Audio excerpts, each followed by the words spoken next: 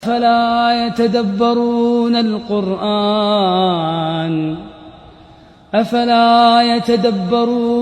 القرآن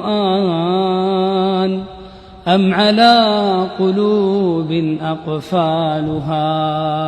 وربي سبحانه وتعالى يقول: أفلا يتدبرون القرآن ولو كان من عند غير الله لوجدوا فيه اختلافا كثيرا.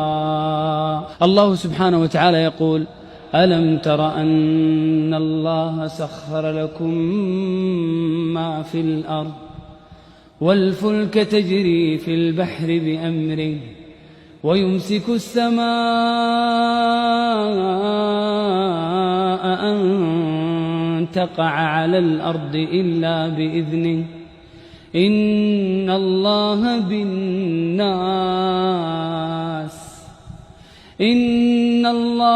بالناس لرؤوف رحيم. ألم تر أن الله سخر، ما معنى سخر؟ هيأ.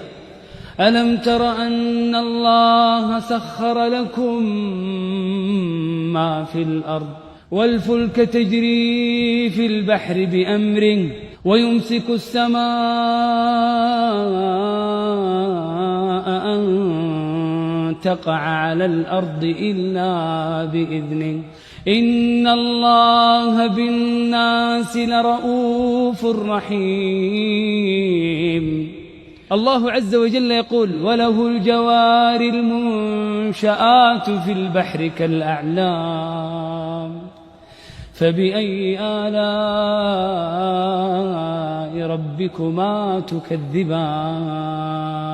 إن الله يمسك السماوات والأرض أن تزولا ولئن زالتا إن أمسكهما من أحد من بعده إنه كان حليما غفورا. وبنينا فوقكم سبعا شدادا رفع السماوات بغير عمد ترونها لا يغرنك تقلب الذين كفروا في البلاد متاع قليل ثم مأواهم جهنم وبئس المهاد. وهو